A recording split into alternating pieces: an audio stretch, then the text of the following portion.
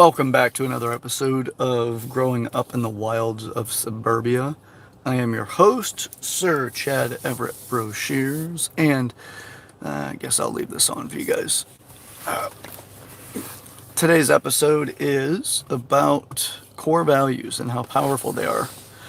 So, a song that comes to mind when I think about the way that most people do relationships, it's like they're kind of like trying to play the lottery. They have some areas that they know that they want to address. They have places that they're like, you know what, I don't want to experience this, or I do want to experience that, and they have some idea. But it's typically, based off the past experience of either what they did or didn't get from other relationships. But the deep introspection about why they did or didn't get that typically is not there, or it's not as deeply explored. So the song that comes to mind for me, and actually I think it's a great framing tool, is the song from Miley Cyrus, Wrecking Ball. As most people do treat relationships, they don't treat it like this. It happens to turn into more of a wrecking ball. And it's like these two wrecking balls just waiting for the moment to collide. But in the beginning, typically it's not colliding, because all of the things that are values that are the collision course values don't show up until after the lust starts to drop, or the excitement and the fantasy that somebody's going to take you away from, or fill the void of what you lack, or take you away from the torment or torture that you're going through, whatever that is. So, or they're going through.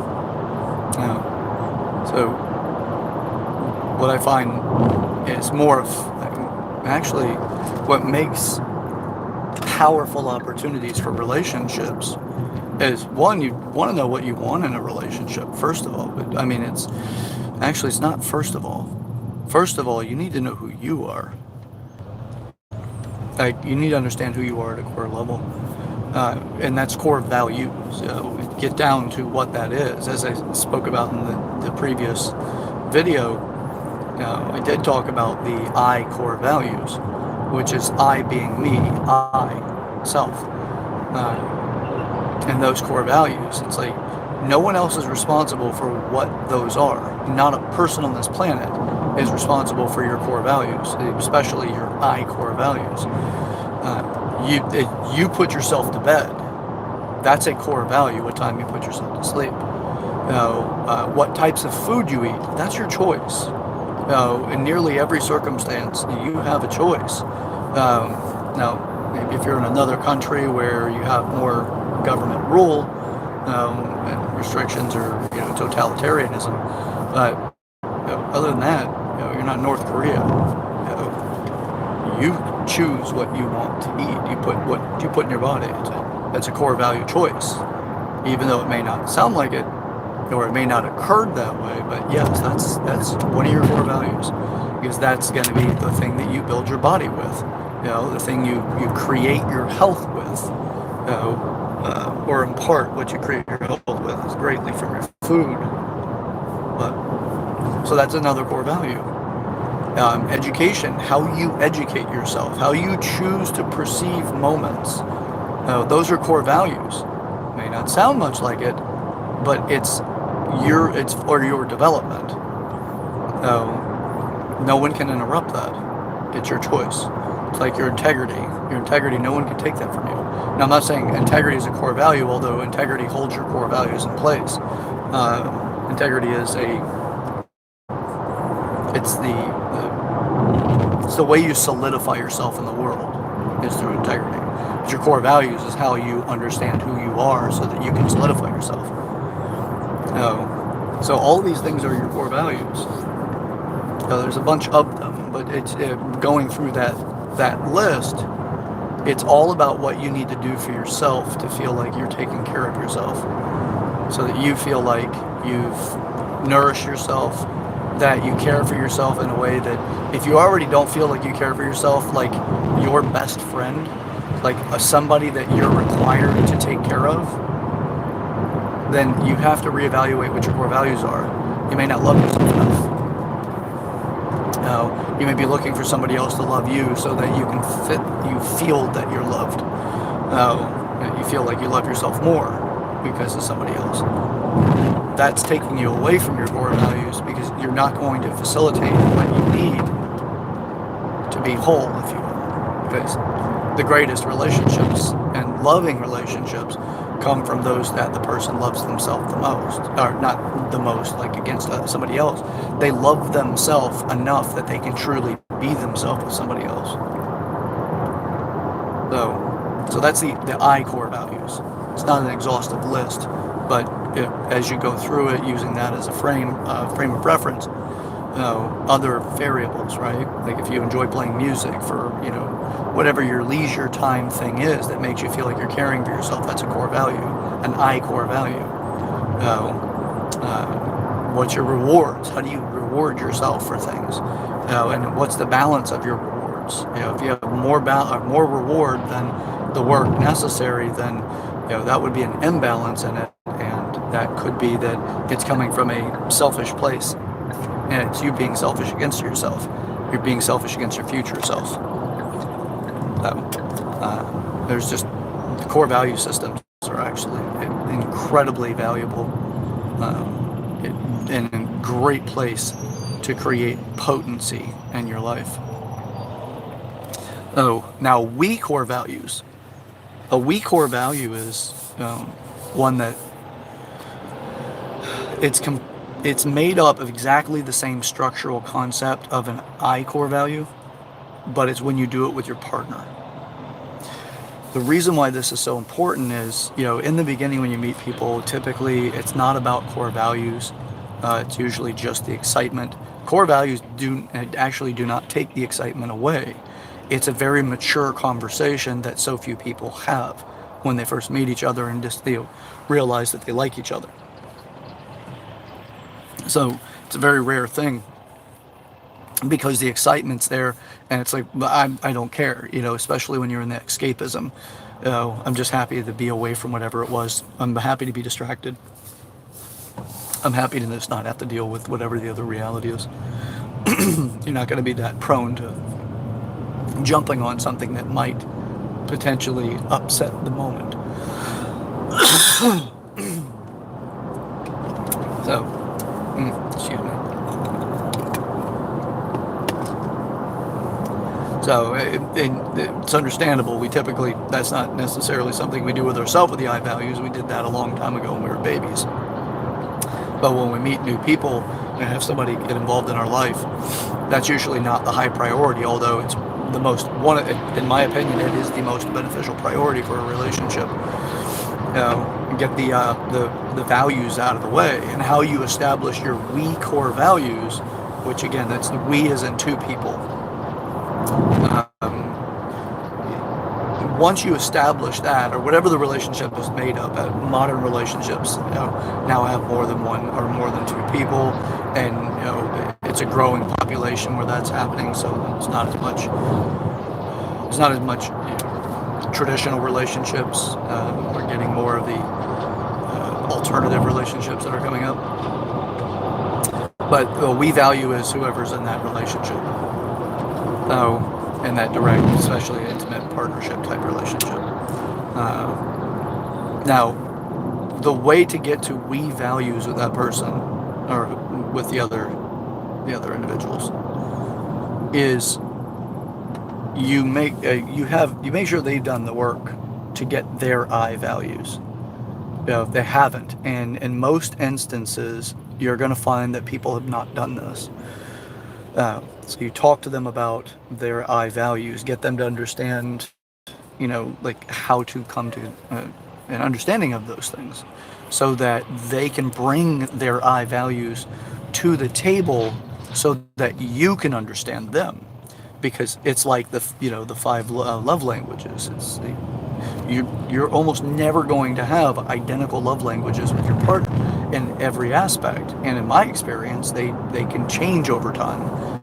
It's almost like unlocking through depth of intimacy, and for another episode. But the you want to be able to get that information out there so that your partner can say, hey, I need to be to bed by 10 o'clock, and I need to make sure that I'm eating 70% organic foods or fresh food or whatever, and they can let you know what they need to do for themselves, because in the we values you can be in the relationship of service with your partner to help ease their areas of struggle or challenges, so that maybe you prepare dinner simply because they're working later than you are, or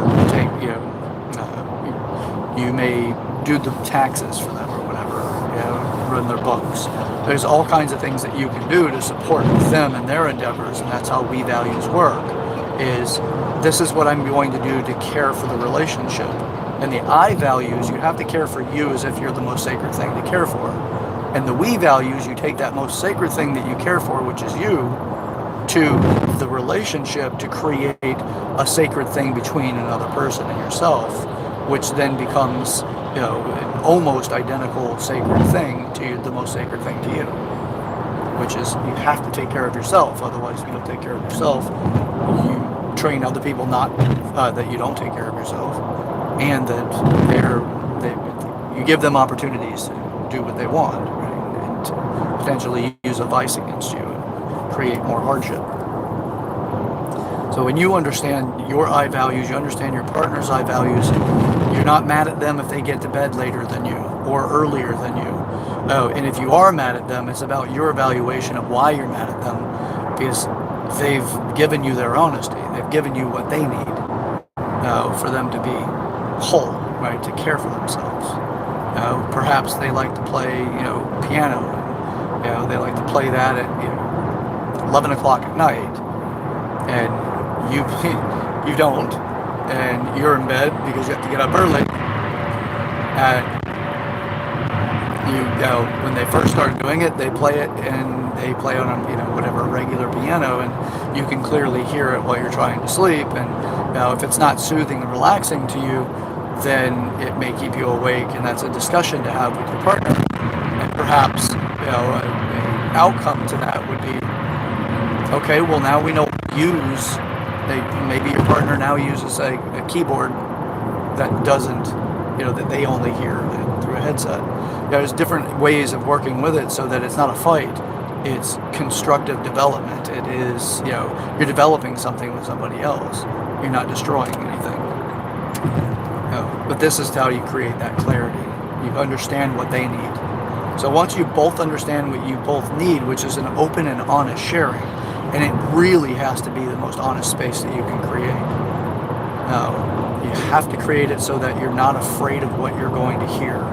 And if you are afraid of what you are going to hear, you want to really assess that.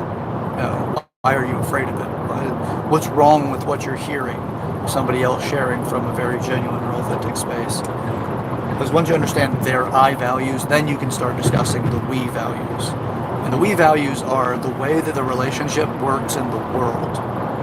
How does that relationship express itself with other people? What is it that relationship needs in order for it to be healthy? Now, and actually I take it back. It's not to the whole world yet. That's an all value. The we value, I'm sorry, and to take it back. The we value is what the two of you need to do, or whomever. It's what all of you need to do in order to show the care for that thing as it's sacred. This is what I need you to do. And one of the things that I may need you to do is I may need you to express yourself in a way that I know that I'm still in a relationship with you. I may need you to do certain things, these are the things that I want sexually, is something that works for you to do. There's quite a bit when it comes to the we values, but you want to be able to start building off of the I value concept, but do it between two people. And this is for you to construct the reality of what a relationship looks like. But for you, this is the agreements process of creating a relationship. Relationships created out of agreements usually work better than the wrecking ball relationships. The ones that, I don't know, we never discuss it. We just get along or, whatever, but there's no communication or anything, and those can be incredibly chaotic. Doesn't mean it's free of chaos, and you have to practice, right, to get better at it. But agreements are incredibly necessary because that's all relationships are, is agreements. It's agreement between anybody that's involved, so between two people, if you will. So, we values. How often do you need date nights? What kind of behaviors do you have? For myself, I'm an incredibly chivalrous person. I open doors. I usually mind my manners. I typically watch my language. I cater to my partner greatly. It's not over attentive, but I cater to her. Opening doors is just the simplistic side of it. Having her feel like she's the most important person in the room is, to me, she is. Like, that's the parts of the chivalrous and we values that I bring into relationships. I'm not currently in that type, but if you watch my videos, you understand that. But it's still, that's the caring for. It's like when you have those values established, it's like putting water on a flower. Just over time it grows. It can grow into something incredible and magnificent, beautiful, versus a weed that you want pulled, right, and plug out. So we values, you have to start working on those so you understand what's necessary, what you need to do, and what your partner needs to do in order for you to feel like you're in a healthy, established relationship. One that is being nurtured by both parties. It is not 50-50, and the people that give advice that things are 50-50, I look at and say, okay, they've got part of it. It's not 50-50. It's at 100%. 100%. It's not I did my part, now it's your turn, and then I'll do my part again after you do yours. Nope, it's not the way it works. We values, understand who you are, understand how the relationship needs to be cared for, and then, carry it, do it. Relationships are not all good. They're not all beautiful. They're not all, joy and happiness. There's challenges along the way.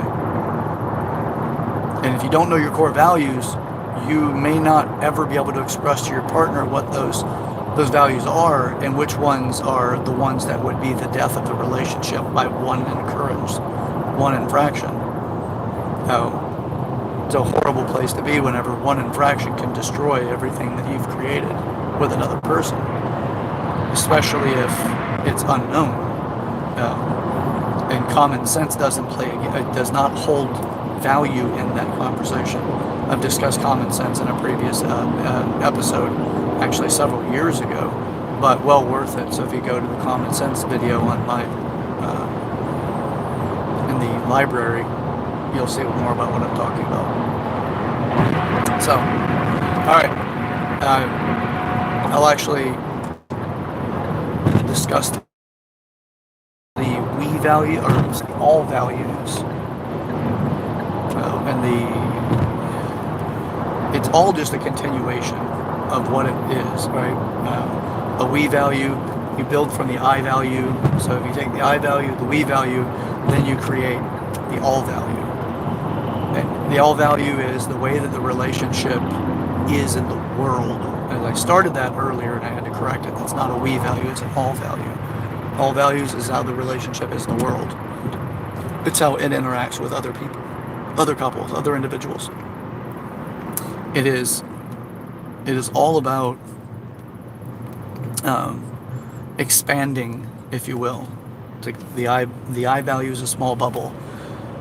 It's the most important bubble because without that, the rest of it doesn't matter, or the rest of it will be chaos at some point.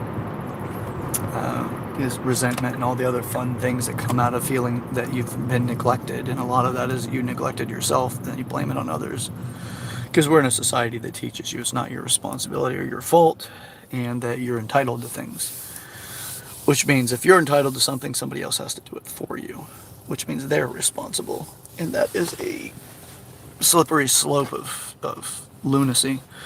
Uh, but if you feel neglected, it's likely you neglected yourself first and you taught somebody else how to neglect you. Uh, but it's not as simplistic as, oh, okay, I didn't brush my teeth today and my partner didn't brush my teeth, therefore I'm neglected. No. It's how you're willing to accept specific things that happen to you and or behaviors. It's if you have a very weak no, which no is an incredibly powerful place to start, because without your a good strong no value, your yes means nothing. Is if you can't say no to something, your yes means less by far, is you're going to be willing to take on everything that you can, or everything that somebody asks of you, even if you can't follow through with it. So you have to have a strong no value, which means you have to be disagreeable. Now, doesn't mean that you have to be disagreeable just to be a jerk. It means you have to be disagreeable when you don't agree. But we're taught, if you don't have something nice to say, don't say anything at all, is in the same narrative of avoid conflict.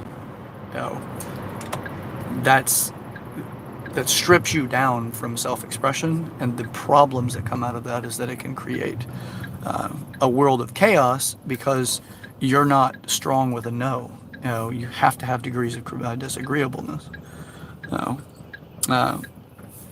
and that's important because as you go from your I value with being able to say no to temptations or things that would be, against you taking care of yourself, and say continuously staying in integrity with your I value, then you have the we, which is what is it that the two of you need to do in order to say this relationship is solid, which you have to be able to say no to things.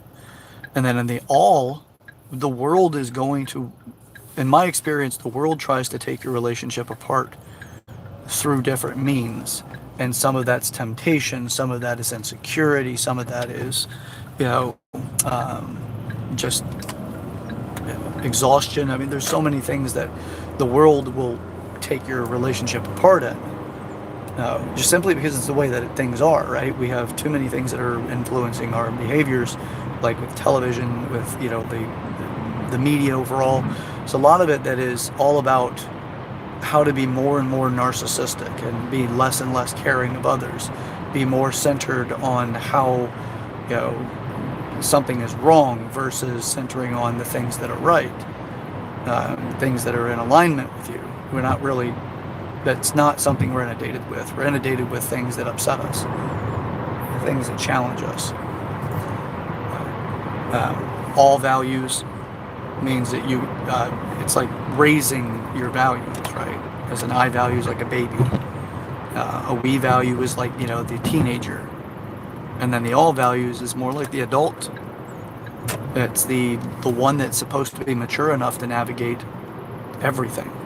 And that's how you want to look at developing all values, because you build relationships with other people that's not in your direct partnership.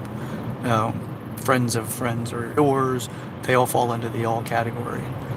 Business, it's everything that has to do with you. So when you get married, you're expressing to the world that I'm in an all value relationship.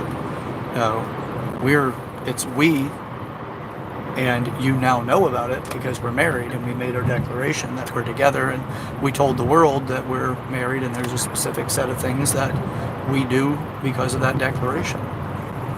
But that's become traditional behavior without necessarily the depth of insight necessary to keep the health of that relationship intact. So anyway, now that goes into the all category. If you don't work on that and don't work on the all values, again, the world it'll take you apart because it finds weaknesses. It's all the information we take in every day, all day long, the influences that we have overall, the sensations, the experiences that we go through. It's looking for opportunities to surface insecurities, surface areas of neglect or things like that. So you do have to be incredibly honest with your partner, and you do have to keep open to what they want to experience in life. It's beneficial to know their bucket list. What do they want to experience in life that's on that list? And it's very important that they understand yours. It doesn't mean that you have to do everything that's on it together necessarily, although that's even better if you can. But developing so that you say, okay, well, you like to play chess. I'm not a big chess player, but I'll play it with you. I don't mind if you play chess with somebody else. It's being able to be secure enough in the relationship that those kind of things work, and know that nothing else is coming of it. So, other than the satisfaction that your partner will have by being able to, do those things, but you want to be able to have that kind of clarity. All right. I have gone on for a bit about this. Hopefully you've got quite a bit out of it, or you've got something out of it. It is a practice. I wouldn't hold yourself, because I don't hold myself to absolute perfection. I require that I continue to practice and see where I may have made errors, and figure out those errors and how to actually overcome them for the future. And to relinquish the past from being baggage by being aware of what I can do and the lessons that were presented. So hopefully this video brought value to you. Please feel free, comment in the comment section. Share this video. Don't forget to like and subscribe. These videos are great ways to start conversations with people in your life. If you watch it, watch it together, watch it separate, but use it as a way of starting a conversation. I'm not saying I'm 100% right. I'm just sharing my life experiences. I'd like that more people do things like this so that we can all kind of grow together because we have a deeper understanding of one another. So with that, there are going to be ups and downs, hills and valleys. It's a roller coaster, really. It's not always easy. It's actually, sometimes it gets a little sticky. But the good thing is that this creates that life that's well lived. With that, stick with me. I'm your host, Sir Chad Everett Brochures, and this is Growing Up in the Wilds of Suburbia. Catch you next time. Stick around, it's worth it.